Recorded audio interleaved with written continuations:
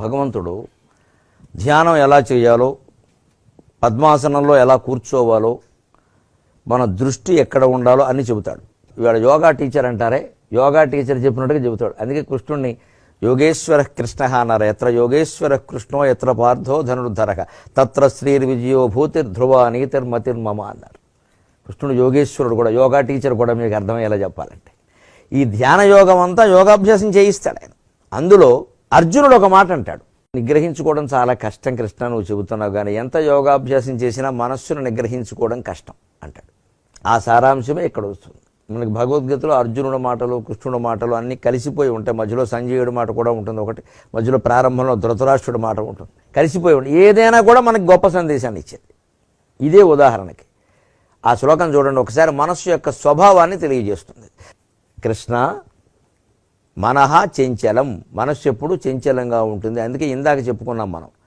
మనస్సు అంటే నిర్వచనం ఏం చెప్పాం? సంకల్పం వికల్పం. అంటే అవునన్నాం కాదన్నాం, ఈ పని చేద్దామా వద్దా, సినిమాకి వెళదామా చదువుకుందామా ఉండిపిస్తుంది. చదివేప్పుడు ఉండేదే, వెంటనే వచ్చేది ఇదే ఆలోచన. దానికి తోడు పక్కవాడు ఒకడు దొరుకుతాడు, చదువుకునేవాడు బాగుపడ్డాడరా అంటాడు, అదో ఆలోచన. వాడి మనస్సు వాడిది, వాడి సిద్ధాంతం వాడిది. మనకి వెంటనే ఏమనిపిస్తుంది, మంచి సినిమా అనగానే ఇంకొకళ్ళు మన మనస్సులో వచ్చే ఆలోచన, 4 రోజులు అయ్యాక చూడొచ్చు కదా, పరీక్షలు అయ్యాక అంటే వెంటనే మన ఆలోచన ఉంటుంది. అప్పుడు చూడడం వేరు, రిలీజ్ అయినాడు చూడడం వేరు. ఇవన్నీ ఆలోచనలు మన మనస్సులోనే వస్తున్నాయి గమనించి. ఇంకో మనిషి లేడు అక్కడ. ఇంత దారుణమైంది మనస్సు. అది చెబుతున్నాడు. చెంచలముఖి మనహ అంటే అర్థం ఇది.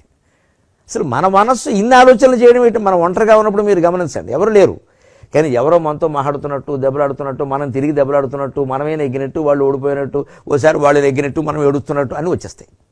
ఒక 5 నిమిషాలు అయ్యాక ఇంటికి చెత్త. ఇది మనస్సు.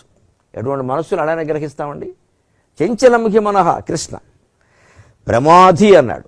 ప్రమాధి అంటే సంక్షోభం కలిగిస్తుందండి మనస్సు. ఒక్కోసారి ఏమీ లేకుండానే ఏదో జరుగుతున్నట్టు ఊహించుకోవడం.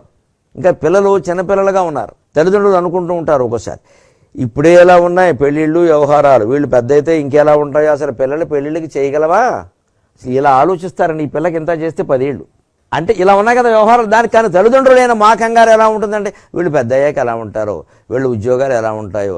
ఇదంతా మనస్సు వల్ల జరిగింది సంక్షోభం. ఏదో జరిగిపోయినట్టు, ఇంకేదో జరుగుతున్నట్టు ఊహించుకోవడం అమ్మా ఏం జరగదు. ప్రకృతిలో ఎప్పుడు దేని పరిష్కారాలు దానికి ఉంటాయి.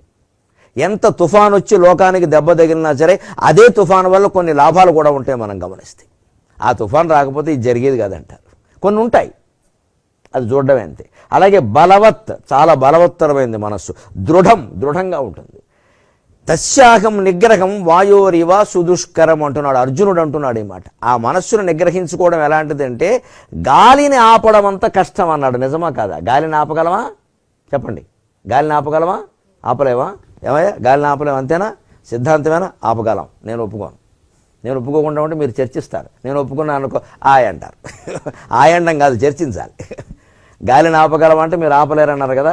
ఒక మాట గమనించండి, గాలి ఎక్కడుంది? గాలి కనపడదు. గాలి స్పర్శ అందుతుంది, మనకి చేతికి తగులుతుంది. స్పర్శ వల్ల తెలుస్తుంది ఉంది. బయటే ఉందా గాలి, లోపల లేదా? గమనించండి. మన శరీరంలో గాలి లేదా? లేకపోతే మనం ఉన్నాం ఇక్కడ. అనంత వాయువుల్లో లీనం అయ్యాడంటారు, వెళ్ళిపోయాడు ఈయన. అనంత వాయువుల్లో గమనించండి, లోపలున్న వాయువు అనంత వాయువుల్లో లీనమైంది, అంతే కదా.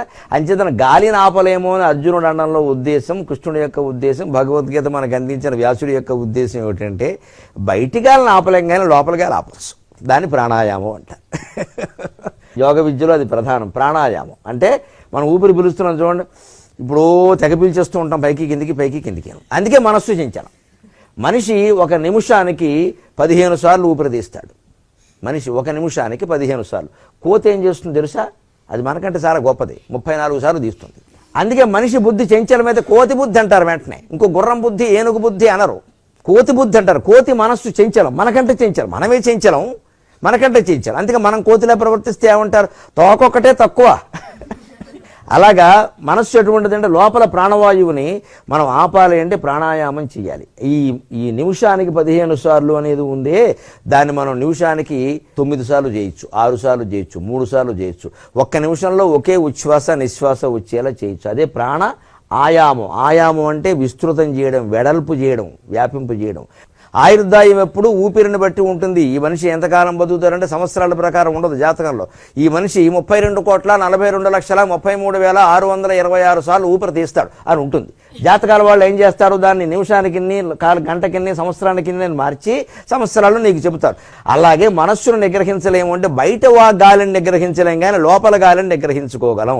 అంచేత లోపల ప్రాణాయామాన్ని మనం బాగా చేయగలిగితే యోగాభ్యాసం ద్వారా మనస్సును కూడా నిగ్రహించుకోవచ్చు అనే సమాధానం అంతర్గతంగా ఇందులో ఉంది. తర్వాత ఆ శ్లోకంలో అభ్యాసేన చ కౌంతేయ వైరాగ్యేణ చ గృహ్యతే అని స్పష్టంగా కృష్ణుడు చెబుతాడు. అలాగ మనం ప్రాణాయామం లాంటి యోగ ప్రక్రియలు మీరు బాల్యంలో ఉండగానే అలవాటు చేసుకుని మనోనిగ్రహం కూడా అలవాటు చేసుకుంటే మీ జీవితం బాగుంటుంది, మీ ద్వారా సమాజ జీవితం కూడా బాగుంటుంది. అది చంచలం హిమన కృష్ణ ప్రమాధి బలవదృఢం తస్యాహం నిగ్రహం మన్యే వాయోరివ సుదుష్కరం.